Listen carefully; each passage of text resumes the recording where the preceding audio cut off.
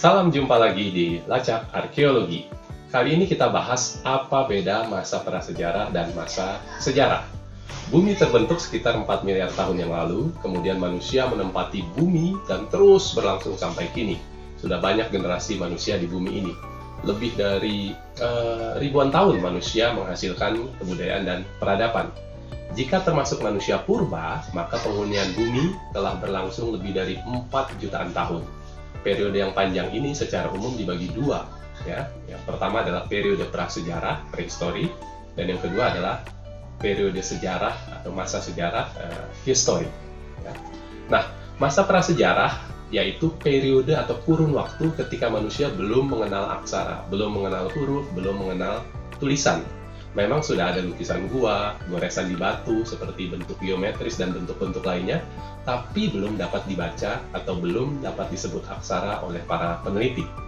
Nah, masa sejarah yakni periode atau kurun waktu ketika manusia telah mampu membuat aksara, huruf, atau tulisan dan dapat dibaca. Nah, ini yang penting, dapat dibaca dalam sistem bahasa tertentu oleh peneliti saat ini. Masa prasejarah katakanlah dimulai sekitar 4 juta tahun yang lalu.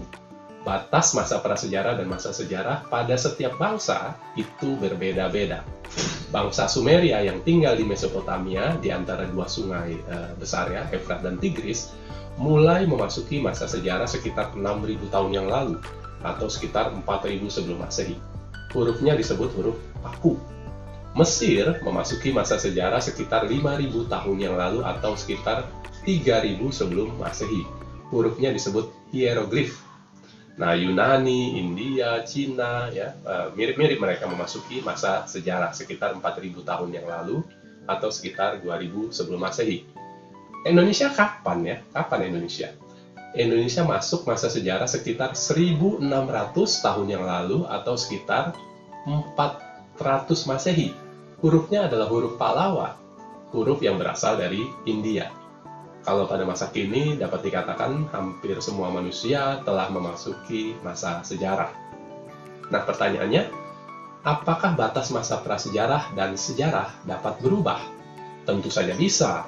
Di Indonesia, batas masa prasejarah dan sejarah ditandai dengan penemuan prasasti atau yupa, ya disebut juga dengan yupa di Kalimantan Timur.